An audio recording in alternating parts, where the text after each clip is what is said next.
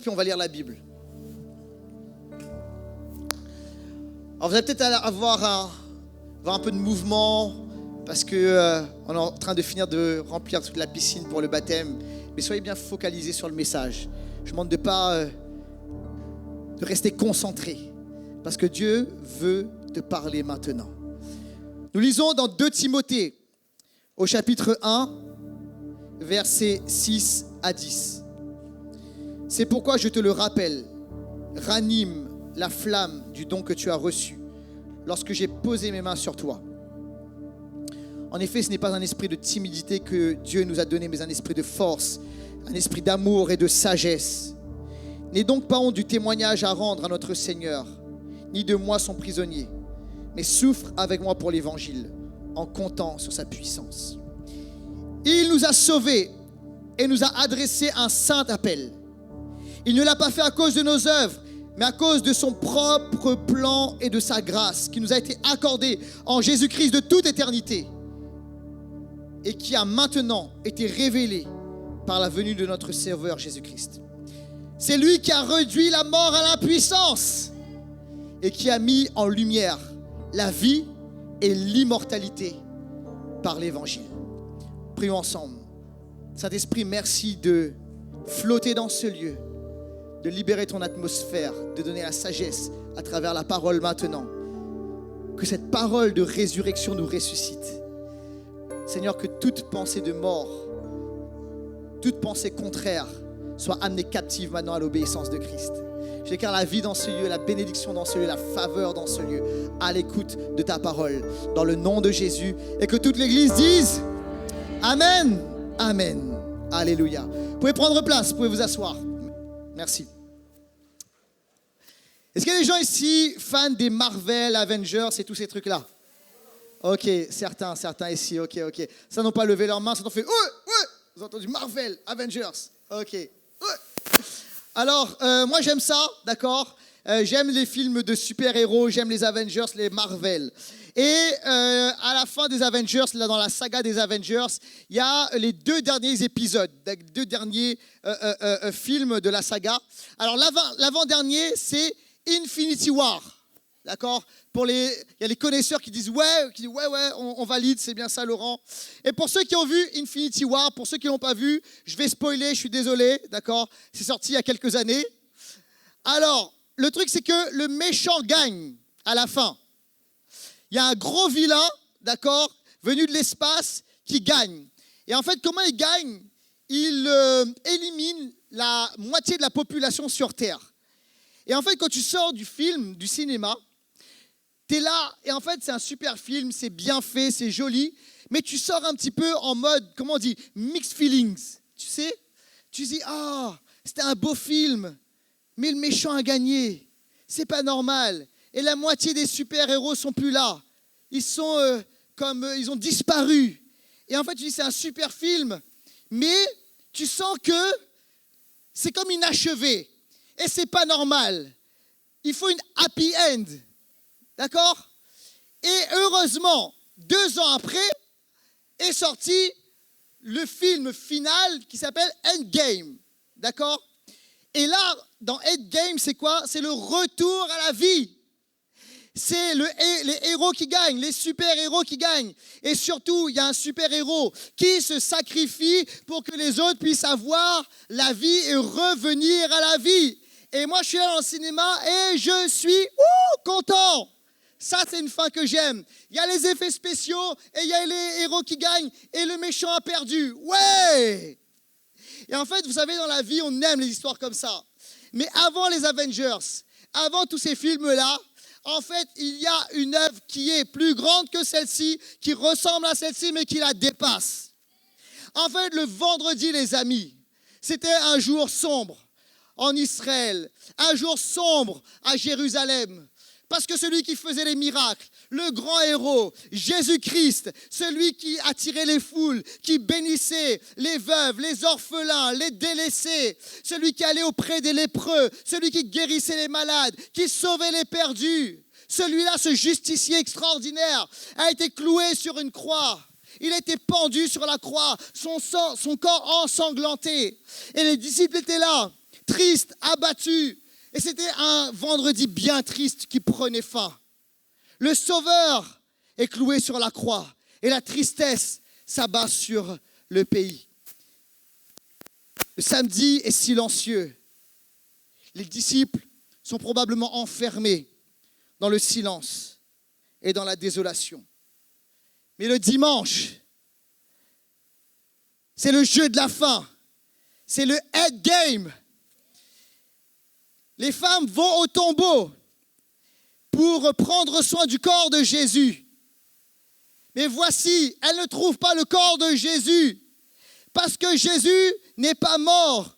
Il est littéralement ressuscité. Alléluia. Et Jésus est ressuscité afin de nous ressusciter, afin que nous ayons la vie et la vie en abondance. Que quelqu'un dise amen à cela et applaudisse le Dieu de la résurrection. Commande.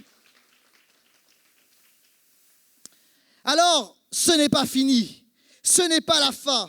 Et savez-vous que la résurrection est le message central. Il était le message central des premiers chrétiens. Lorsque les premiers chrétiens annonçaient Jésus, lorsqu'ils annonçaient ce qu'on appelle la bonne nouvelle, l'évangile, ils annonçaient surtout la résurrection, le fait que Jésus n'est pas mort, mais il est ressuscité. Et s'il est ressuscité, c'est qu'il peut agir. Et il agit concrètement. Et il y a 2000 ans, Jésus est mort, mais ressuscité. Et depuis 2000 ans, Jésus continue d'agir et de libérer la vie. Quelqu'un dit amen à cela. Le mot résurrection en grec, c'est le mot egiro. Et ça signifie réveiller, faire lever, réveiller du sommeil, se réveiller du sommeil de la mort, revenir à la vie. Alléluia. Et dans ce lieu, écoutez-moi, Dieu veut vous réveiller. Il y a des choses qui ont été comme mortes en vous. Il y a des choses qui ont été comme abattues en vous. Il y a des choses qui ont été brisées en vous. Mais le Seigneur veut ramener la vie. Alléluia. Il veut ramener la vie dans ton esprit, dans ton âme et même dans ton corps à travers la guérison divine. Alléluia. Et aujourd'hui, la guérison est là. La résurrection est là parce que le ressuscité est là. Il veut te réveiller. Il veut te bénir. Alors, mon message est simple. Il y a des personnes, vous avez mis un point. Vous avez dit c'est fini.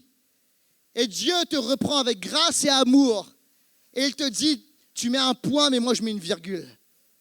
Ne mets pas un point comme moi, je mets une virgule. Ne mets pas un point au vendredi de la crucifixion. Parce que le vendredi de la crucifixion n'était qu'une virgule.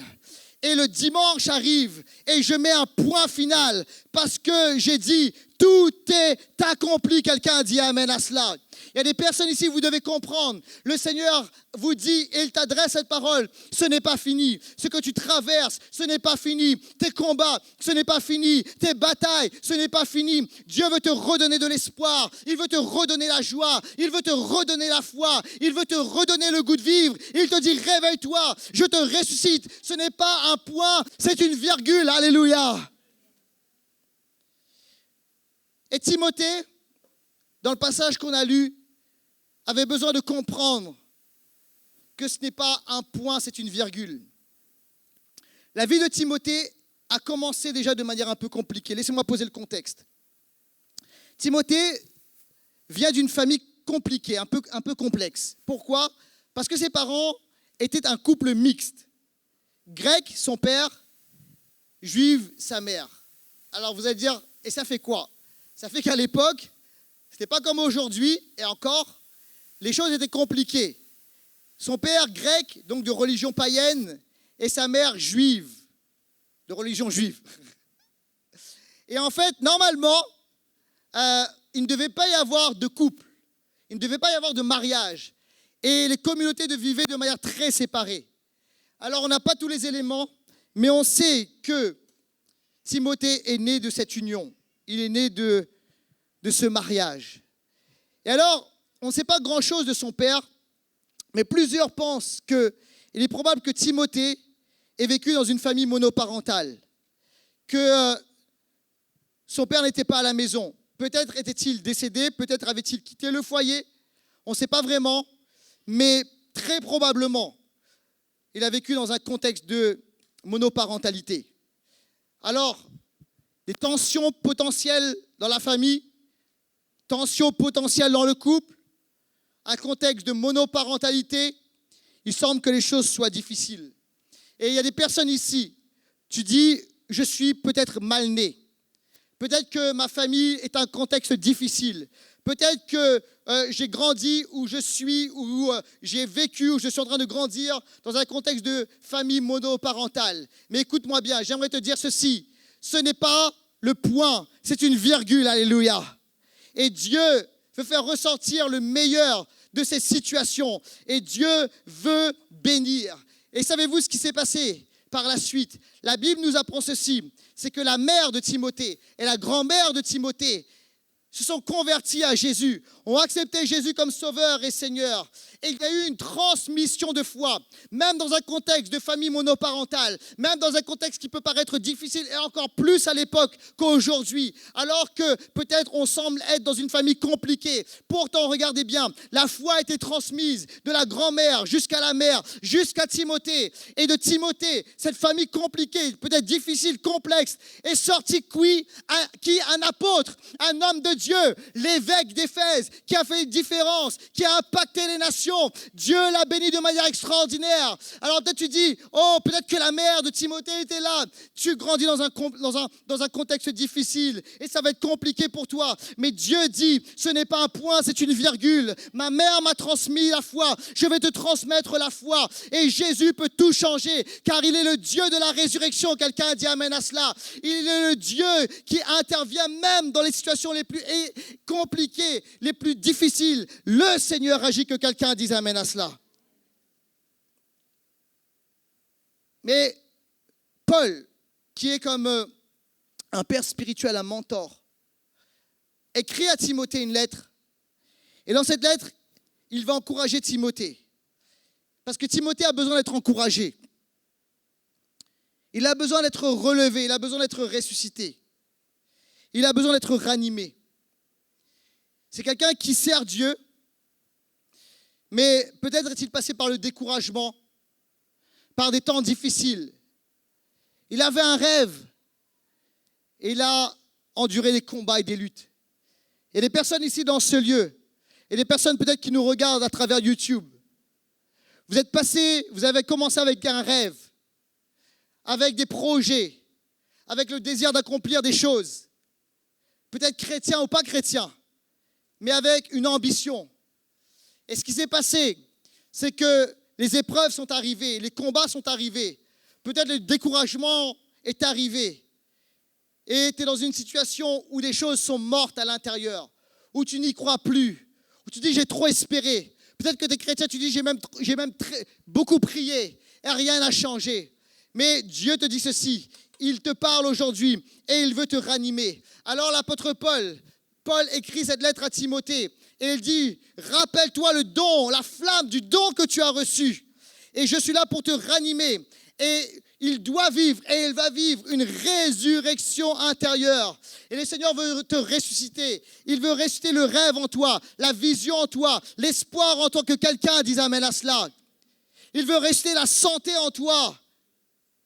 Il veut t'impacter de manière extraordinaire. Et l'apôtre Paul, qui est passé par des moments difficiles, dit Timothée, ne lâche pas. Il est le Dieu de la résurrection. Quelqu'un dit amen à cela. Et vous savez quoi? L'évangile, le christianisme, est une religion de victoire, est une foi de victoire. Et nous ne prêchons pas un Dieu qui nous maintient dans la faiblesse, un Dieu qui nous maintient dans l'incapacité. Nous croyons dans un Dieu qui est mort mais qui est ressuscité, dans un Dieu de victoire, que quelqu'un dise amen à cela. Et il veut injecter en toi maintenant la victoire. Il veut injecter en toi la foi, alléluia. Et ça, c'est l'évangile du royaume. Ça, c'est l'évangile de Jésus-Christ, alléluia. Alors, comment vivre une résurrection intérieure? Comment vivre cela? À travers le texte qu'on a lu, il y a 2 points qui ressortent. 2 clés. La première clé est une vision élargie, une vision XXL. Et la deuxième clé, c'est la puissance de la résurrection. Est-ce que vous êtes avec moi? Allez, on y va pour le premier point. Première clé, une vision XXL.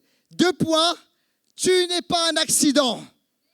Je veux que tu te tournes vers la personne qui est à côté de toi et que tu lui dises, tu n'es pas un accident. Et dis-lui, tu n'es pas là par accident. Dis-lui ça.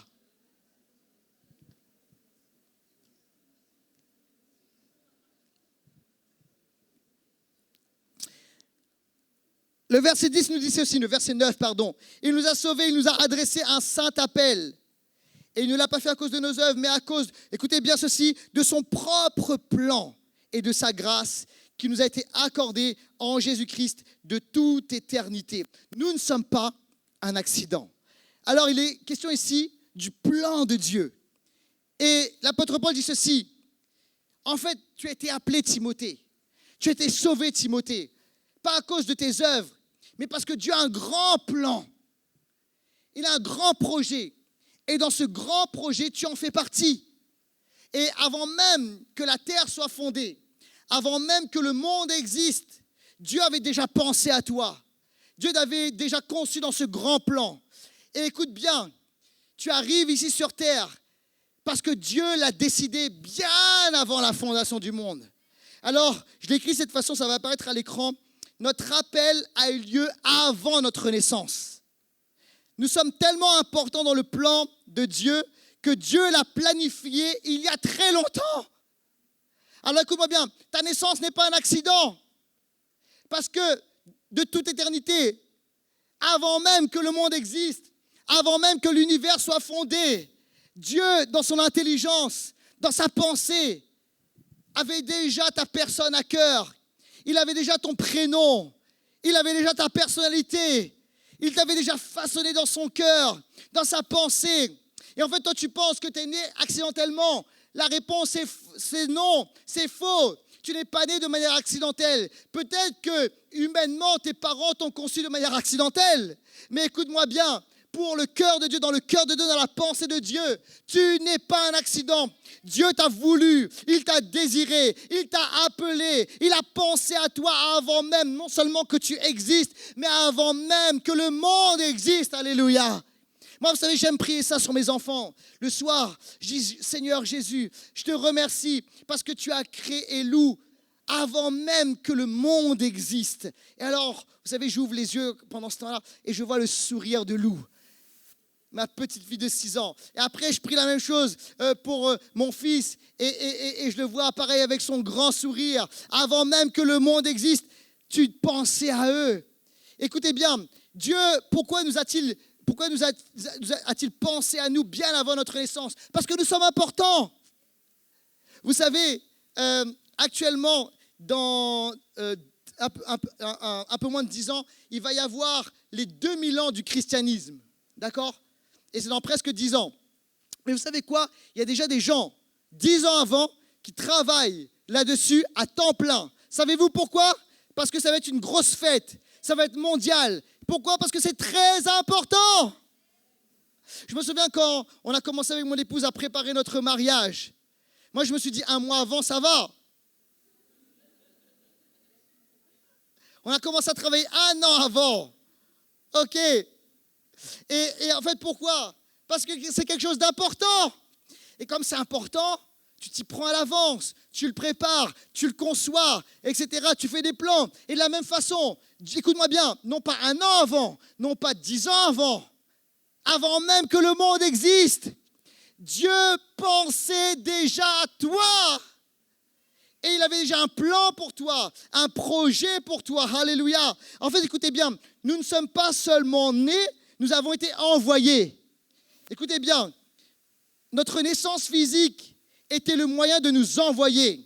Notre naissance n'a pas été notre raison d'être. C'est-à-dire qu'en fait, c'est pas comme si on est né de manière accidentelle, puis Dieu voit, il dit, ah, il est là, celui-là, elle est là, celle-là, on va lui trouver un truc à faire sur la terre. On va créer un petit projet. Je vais réunir un petit comité d'anges, et OK, il y a un gars là qui s'appelle Laurent Rupi, il y a un petit, on ne l'avait pas prévu, on va concevoir un projet. Non, ça ne se passe pas comme ça. Écoute-moi bien, Dieu avait déjà tout prévu, tout planifié, et en fait, notre naissance, ce n'était pas notre raison d'être, c'est parce qu'on avait déjà une raison d'être que Dieu nous a fait naître. Et la naissance manifeste quelque chose de physique qui était déjà dans le plan, dans le projet, dans la pensée de Dieu. C'est extraordinaire. Est-ce que tu imagines combien tu es important pour Dieu? Alléluia. Et alors, Dieu nous a créés comme cela. Avant que nous soyons nés, Dieu avait déjà un plan. Ensuite, Dieu nous a donné un corps physique.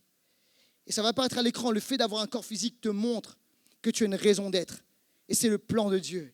Alors écoute-moi, Dieu n'a pas jeté l'éponge te concernant. Dieu a un projet pour toi. Tu es important. Tu n'es pas là par accident. Alléluia. Philippiens chapitre 2, verset 13 dit ceci. C'est Dieu qui produit en vous le vouloir et le faire pour son projet bienveillant. Alors Dieu a un grand projet, ce projet est bienveillant. Et alors il a travaillé en nous et il continue de travailler en nous. Alors vous savez, Dieu travaille en nous par la façon dont il nous a façonnés. Nos dons, nos capacités mentales, physiques, notre lieu de naissance, le moment de notre naissance, nos désirs internes, notre type de personnalité, tout cela, Dieu l'a créé parce qu'il veut faire quelque chose avec toi. Parce qu'il a un grand projet, parce qu'il a un plan, que quelqu'un dise Amen. Écoute-moi bien, même avant, peut-être il y a des gens ici, vous n'êtes pas chrétiens. Écoute-moi bien, que tu sois chrétien ou pas, les moments charnières de ta vie servent au plan de Dieu, alléluia. Et en fait, ces moments charnières, depuis ta naissance, t'aident à définir ton appel. Alors, je résume les choses. Tu as été appelé avant la fondation du monde. Ensuite, à ta naissance, Dieu t'a équipé et il t'a donné des capacités naturelles. Et ensuite, troisièmement, lorsque tu deviens chrétien, tu es activé dans ton appel. Lorsque tu reçois Jésus comme ton sauveur et ton Seigneur, et Dieu te suréquipe avec le Saint-Esprit. Alléluia. Et ça, les amis, c'est une réalité. Alors, pense large. Comme Timothée. Timothée était découragé. Il était abattu. Il vivait un moment de lassitude. Et le Seigneur lui dit ceci, Timothée, vois large. Pas simplement cet épisode difficile. Vois large. Vision XXL. Commence à comprendre que, en fait, tu n'es pas né accidentellement. Et peut-être que tu penses que ta famille n'était pas la bonne famille. Tu penses que ton père n'était pas le bon père. Mais écoute-moi bien, Timothée, je t'ai voulu, alléluia. J'ai un projet pour toi, j'ai un plan pour toi. Et depuis l'éternité de toute éternité, je t'ai conçu, alléluia. Et je veux te bénir, donc ne lâche pas, alléluia. Et les gens, vous devez comprendre cela. Ce que tu vis peut-être de difficile, les combats que tu peux vivre, Dieu te dit, je t'aime, je t'ai conçu de toute éternité. Laissez-moi entendre un amen à cela. Laissez-moi entendre un amen à cela. Est-ce qu'on peut applaudir le Seigneur?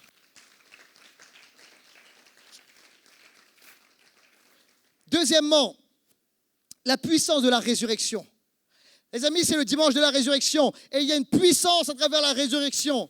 Ce n'est pas, vous savez, une doctrine vide. Ce n'est pas quelque chose de vain, juste quelque chose qu'on va écrire. Mais écoutez-moi, c'est quelque chose qui va être écrit dans nos cœurs et qui va nous impacter parce que la résurrection est une puissance. Alléluia. Au verset 10, voici ce qu'il dit. On va le relire. Et qui a maintenant été révélé par la venue de notre Seigneur Jésus-Christ. C'est lui qui a réduit la mort à l'impuissance, j'aime ça, et qui a mis en lumière la vie et l'immortalité par l'Évangile.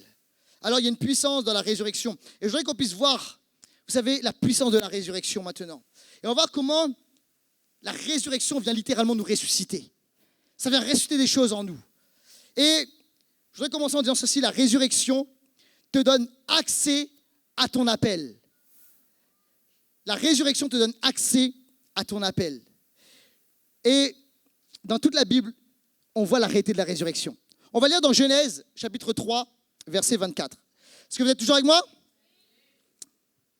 Après avoir chassé Adam, il posta à l'est du jardin d'Éden des chérubins qui agitent une épée flamboyante pour garder le chemin de l'arbre de la vie. Je vais vous expliquer le contexte. Dieu, la Bible nous explique dans Genèse que Dieu a créé l'homme et la femme. Il les a placés dans le jardin d'Éden. D'accord? Jusqu'à là, vous me suivez? Il y a eu ensuite ce qu'on appelle la chute, la désobéissance. Et lorsqu'il y a eu la chute et la désobéissance, Dieu a chassé du jardin d'Éden l'être humain, d'accord? Et c'était la conséquence de leur erreur. Mais Dieu n'a pas abandonné pour autant les êtres humains, mais il a dit, ce lieu extraordinaire, vous l'avez gâché, et maintenant, accès fermé. Et en fait, comment Dieu ferme l'accès? Il place un ange à l'entrée du jardin, D'accord? En disant accès fermé, vous ne pouvez plus entrer dans cet endroit extraordinaire.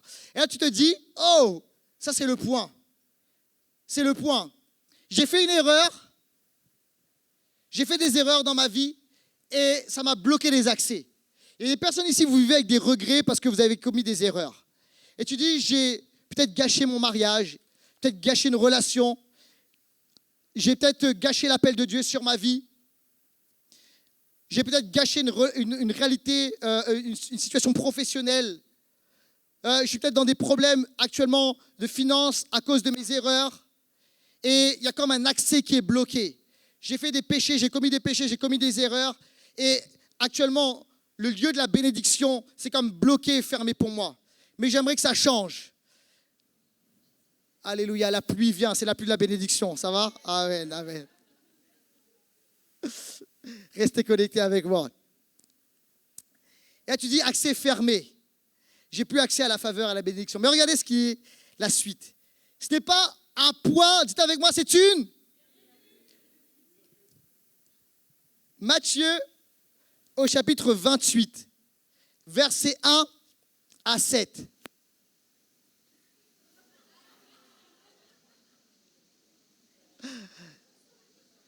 La bonne nouvelle, vous savez quoi? C'est que s'il n'y a pas assez d'eau dans la piscine, on sait où en trouver. OK? On va faire un baptême, on va mixer immersion et aspersion par la pluie. OK? Alléluia. Est-ce que vous savez que dans la Bible, la pluie, c'est un signe de bénédiction? OK? Des fois, vous savez, mes enfants me disent « Ah, il pleut. » Mais en fait, dans la Bible, lorsque la pluie arrive, ça veut dire qu'il y a la faveur, qu'il y a la bénédiction, qu'il y a la grâce, qu'il y a l'abondance, que quelqu'un dise Amen à cela. Alors, je déclare sur les baptisés aujourd'hui, la grâce, la pluie de grâce, de faveur, de bénédiction, de guérison, de prospérité, de faveur, que quelqu'un dise Amen à cela et applaudisse, alléluia, la pluie de Dieu. Ouh. Matthieu 28, 1 à 7. Est-ce qu'on peut monter mon micro pour que... OK. Matthieu 28, 1 à 7. Alors, il y a un jardin qui est fermé par un ange, bloqué par un ange. Mais voici ce que dit Matthieu 28, 1 à 7. Après le sabbat, à l'aube du dimanche, Marie de Magdala et l'autre Marie allèrent voir le tombeau. Soudain, il y eut un grand tremblement de terre. La terre était impactée, car un ange du Seigneur descendit du ciel, vint rouler la pierre devant l'ouverture et s'assit dessus. Il avait l'aspect de l'éclair et son vêtement était blanc comme la neige. Les gardes tremblèrent de peur et devinrent comme morts. Mais l'ange prit la parole et dit aux femmes, « Quant à vous, n'ayez pas peur, car je sais que vous cherchez Jésus, celui qui a été crucifié.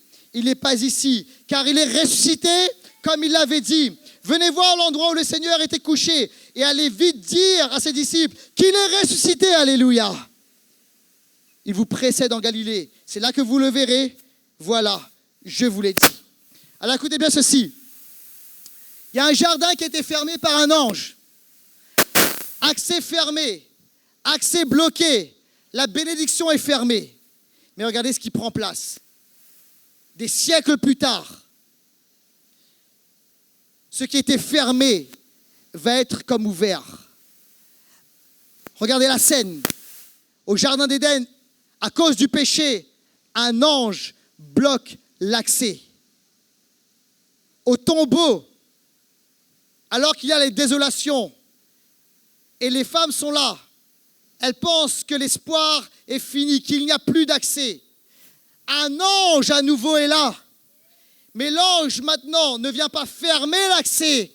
Il a ouvert l'accès. Il a roulé la pierre, alléluia.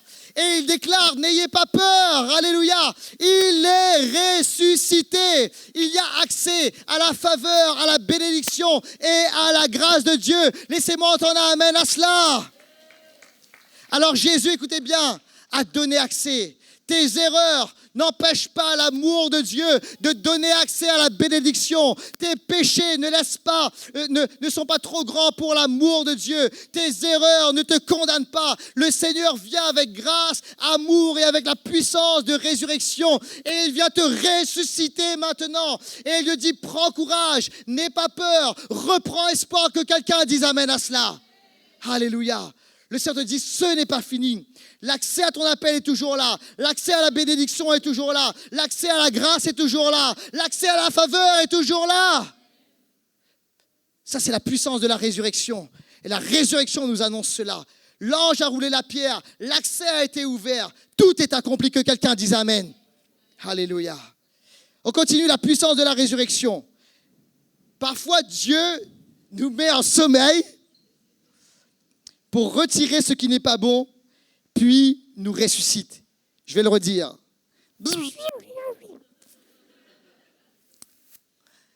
Dieu nous met parfois en sommeil pour retirer ce qui n'est pas bon, puis nous ressuscite.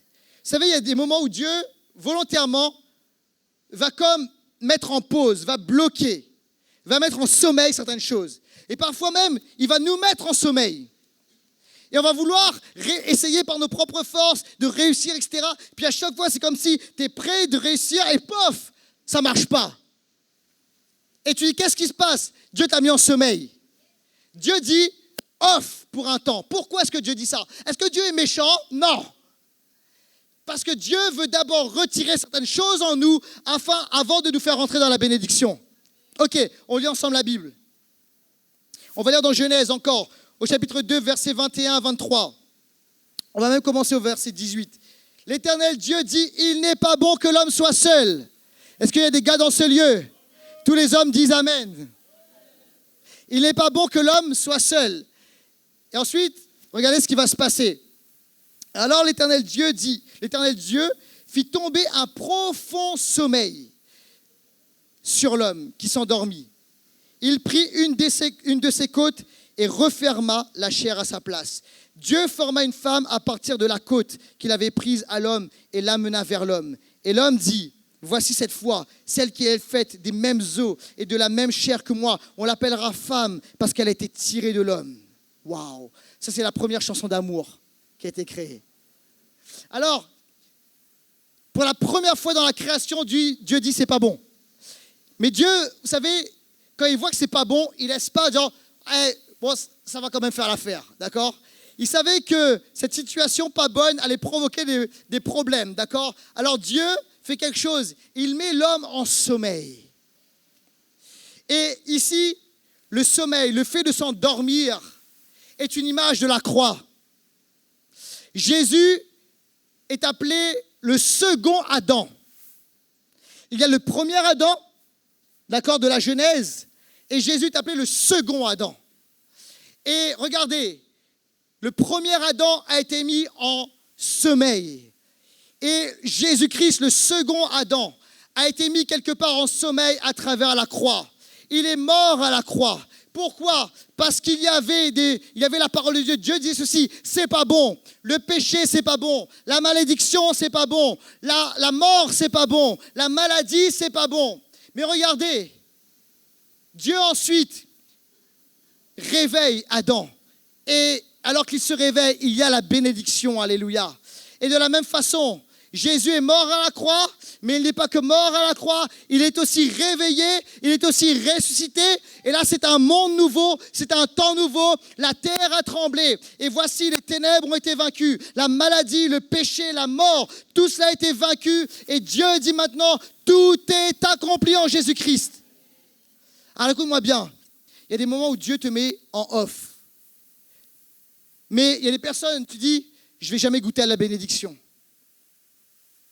Je ne vais jamais recevoir la bénédiction. J'ai l'impression que Dieu, ou que quelque chose, ce n'était pas chrétien, me bloque l'accès à la bénédiction. Mais ce n'est pas un point. Oh, c'est une virgule. Et le Seigneur te dit, ce n'est pas fini. J'ai encore un projet et un plan. Et peut-être que dans ces moments difficiles, parce que je veux retirer Je veux purger de ta vie, par mon œuvre, tout ce qu'il y a d'impur, tout ce qu'il y a de mauvais, tout ce qu'il y a de péché. Mais Jésus te dit ceci, le Seigneur te dit ceci, je vais aussi te réveiller, je vais te ressusciter, je vais te bénir. Je suis le Dieu de la résurrection et la puissance de la résurrection est là aujourd'hui, que quelqu'un dise amen à cela. Ce n'est pas un point, c'est une virgule. Et je voudrais finir, j'appelle l'équipe de louange à bien vouloir revenir s'il vous plaît. La puissance de la résurrection. Le lieu de désolation, les lieux de la désolation peuvent devenir des lieux de résurrection. Les lieux de désolation peuvent devenir des lieux de résurrection. Suivez-moi bien ici. J'aime bien parce qu'avec la pluie, c'est comme si mon sermon est animé. Extraordinaire. Waouh. Vous avez peut-être entendu parler de Marie de Magdala. Et cette femme a connu et a vécu littéralement la résurrection. Jean chapitre 20, versets 11 à 14. Marie arrive dans la désolation parce que Jésus est mort. Il a été crucifié. Ce Jésus qui, quelque temps auparavant, l'avait sorti de cette situation de désolation. Elle était considérée comme une femme de mauvaise vie. Les gens la méprisaient, la détestaient. Et cet homme de bien s'est approché d'elle. Et l'a bénie. Elle l'a sauvée de cette situation. Mais voici, Jésus est désormais mort. Et elle arrive au tombeau, qui est comme un lieu de désolation. Le verset 11 dit ceci. Cependant, Marie se tenait dehors, près du tombeau, et pleurait. Tout en pleurant, elle se pencha pour regarder dans le tombeau. Et elle vit 2 anges, habillés de blanc, assis à la place où avait été couché le corps de Jésus. Et regardez bien, tout est important. L'un à la tête et l'autre aux pieds. 2 anges. L'un à la tête, l'autre aux pieds. Ils lui dirent, « Femme, pourquoi pleures-tu » Elle leur répondit, « Parce qu'ils ont enlevé mon Seigneur et je ne sais pas où ils l'ont mis. » En disant cela, elle se retourna et vit Jésus debout. Il va y avoir une transformation de ce lieu. Alors vous allez dire, oui Laurent, parce que des anges sont là, ils lui disent que Jésus est ressuscité, le corps de Jésus n'est plus là. Oui, mais pas que. Dans l'Ancien Testament, donc la Bible est en 2 parties, Nouveau et Ancien. Dans l'Ancien Testament, les Juifs allaient prier au temple. Et dans le temple, il y avait un endroit particulièrement pur, particulièrement saint. C'était ce qu'on appelait le lieu très saint. Et dans le lieu très saint, il y avait en plus un endroit encore plus pur et encore plus saint. Et dans le lieu très saint et dans cette partie encore plus sainte, voici ce qu'il y avait. Il y avait une statue, 2 statues d'anges avec leurs ailes. Un ange à droite et un autre ange à gauche. Et au milieu des anges et de leurs ailes, il y avait ce qu'on appelait l'arche de l'alliance. Et l'arche de l'alliance représentait, symbolisait l'alliance que Dieu avait faite avec nous, le sacrifice qui allait être accompli par Jésus, et il y avait là la gloire de Dieu, la présence de Dieu. Et regardez ceci, alors que Marie de Magdala, cette femme qui était considérée comme impure pour les gens de l'époque, elle arrive dans cet endroit. Et le tombeau, écoutez bien ceci, va être transformé en lieu très saint. Et la Bible va nous dire ceci, qu'il va y avoir, il y a 2 anges, pas un ange ici, 2 anges. Un ange qui est au pied du corps de Jésus, à la tête du corps de Jésus, et l'autre au pied du corps où était Jésus. Mais Jésus n'y est plus à ce moment-là. Mais quelques versets plus haut, il est écrit ceci, qu'il y avait le linge que Jésus portait, avec le sang de Jésus qui était les vêtements de Jésus. Ça signifie ici que les anges sont l'un à droite, l'un à gauche et au milieu les vêtements du sang de Jésus, le sang de l'alliance, ce qui représente l'arche de l'alliance, la présence de Dieu. Et écoutez bien, Marie de Magdala, qui était considérée comme une femme impure, une prostituée, là maintenant dans cette image est considérée comme une sainte. C'est elle qui entre dans le lieu très saint, alléluia.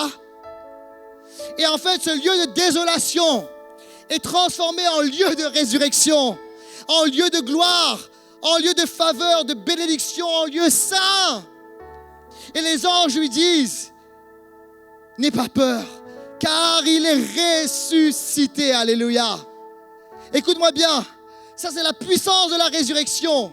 Des lieux qui étaient pour toi comme des lieux de désolation. Et peut-être que tu as traversé des déserts de désolation. Peut-être qu'actuellement ta maison, c'est une maison de désolation. Une maison de larmes et de tristesse et d'abattement. Mais écoute-moi bien, alors que tu cries à Jésus, que tu invites le ressuscité, la puissance du ressuscité vient.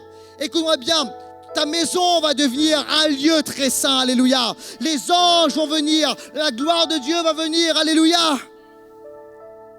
Peut-être que ta famille actuellement, tu sens la désolation. Dieu veut transformer cela en lieu de résurrection, en famille de résurrection. Peut-être que ton corps est aujourd'hui un lieu de désolation, mais Dieu veut amener ton corps à devenir un lieu de résurrection. Alléluia.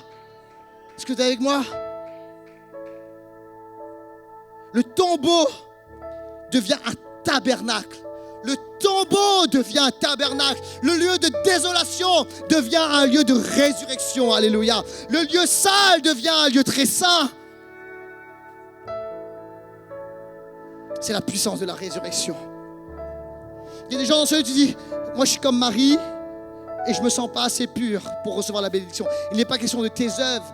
Paul l'a dit, pas à cause de tes œuvres, c'est parce que Dieu t'a conçu avant la fondation du monde. Mais à cause de mon amour. Marie, était-elle assez pure? C'est parce que Jésus l'a purifiée, alléluia. Regarde autre chose. Alors que Jésus est à la croix, suspendu entre ciel et terre, le corps ensanglanté. La Bible nous dit ceci, qu'il y a à côté de Jésus, pas un brigand, pas 3 brigands, 2 brigands. Et de la même façon, ces 2 brigands, l'un à gauche, l'autre à droite, Jésus au milieu, symbolise encore une fois ce lieu très saint. Mais qui l'a vu? Qui à ce moment-là a saisi que ce lieu Golgotha, le calvaire, était en fait un lieu de bénédiction? Qui l'a saisi à ce moment-là? Et peut-être que actuellement, de la même façon, tu ne le vois pas, tu ne le ressens pas. Mais ce lieu-là de désolation, Dieu va le transformer en lieu de bénédiction. Parce que Golgotha va être le lieu pour nous de la réconciliation, du pardon. Le sang de Jésus a coulé.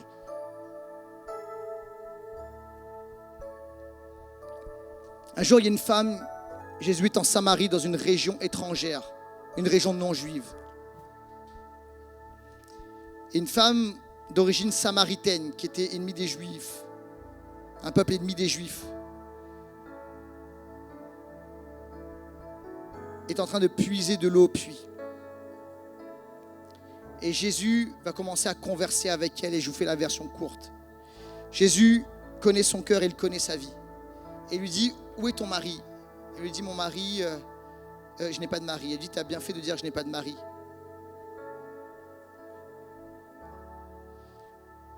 Et Jésus va lui dire, parce que l'homme avec lequel tu es, en fait, ce n'est pas ton premier mari. Il y en a eu 5 avant. Donc celui-ci est le 6e. Et dans la Bible, le chiffre 6 symbolise l'être humain, ce qui est humain, ce qui est charnel. Et en fait, cette femme-là, avec ses propres forces, a essayé de combler quelque chose en elle. 6.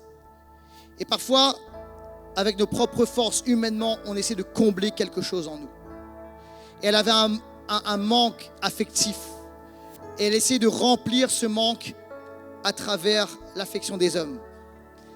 Il y a des personnes ici dans ce lieu, il y a des gens partout autour de nous qui cherchent à combler des manques. Et ça peut être par toutes sortes de choses. Ça peut être par les fêtes, ça peut être par l'argent, ça peut être par la drogue, ça peut être par l'alcool, ça peut être par peut-être toutes sortes d'artifices pour essayer de combler, de remplir quelque chose. Et c'est normal, c'est humain. Et il n'y a aucun jugement. Comme cette femme qui cherchait à remplir son cœur, humainement, 6. Mais regardez, elle va rencontrer le 7e homme. Et dans la Bible, le chiffre 7 est le chiffre de la perfection. C'est le chiffre de Dieu, alléluia. Et là, elle va être en connexion avec l'être humain parfait, l'homme parfait, le Dieu fait homme, Jésus-Christ, alléluia. Et Jésus va injecter en elle toute la vie, toute la force dont elle a besoin pour que son cœur soit véritablement comblé, alléluia. Et cette femme va passer littéralement de la désolation à la résurrection. Pourquoi?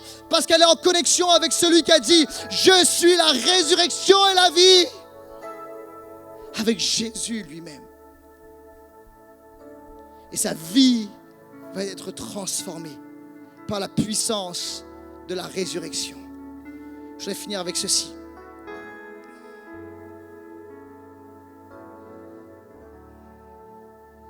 Il y a un peu plus d'1 an et demi de cela, notre famille était dans un lieu de désolation. Une de mes sœurs a été frappée de manière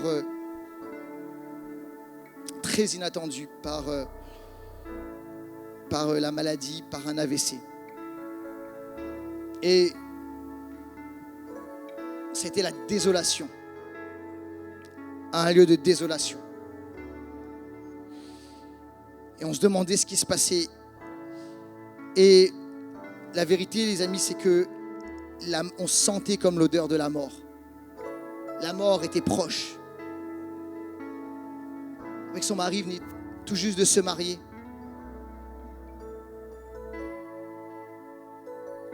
Mais ce n'était pas un point.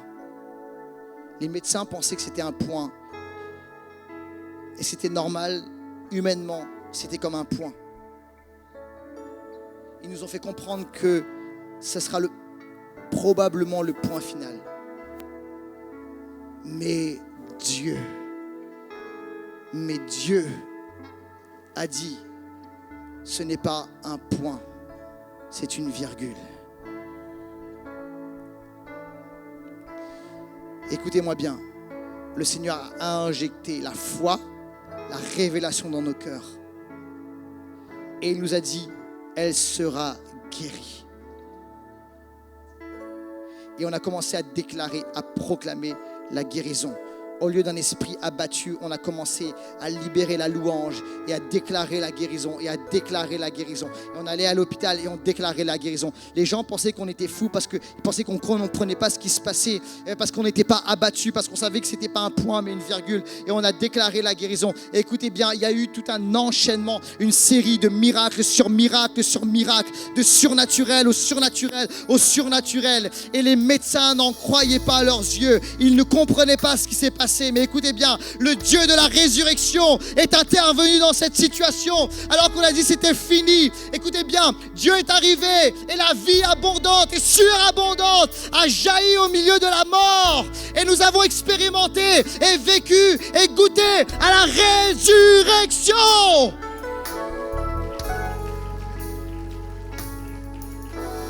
Et Dieu l'a relevée. Dieu a un projet extraordinaire pour elle et pour son mari, parce que Dieu a dit ce n'est pas un point, c'est une virgule, alléluia. Et je vais faire quelque chose de glorieux. Et les amis, écoutez-moi bien, Dieu te dit aujourd'hui, ce n'est pas la fin, tu vas goûter à la résurrection, alléluia.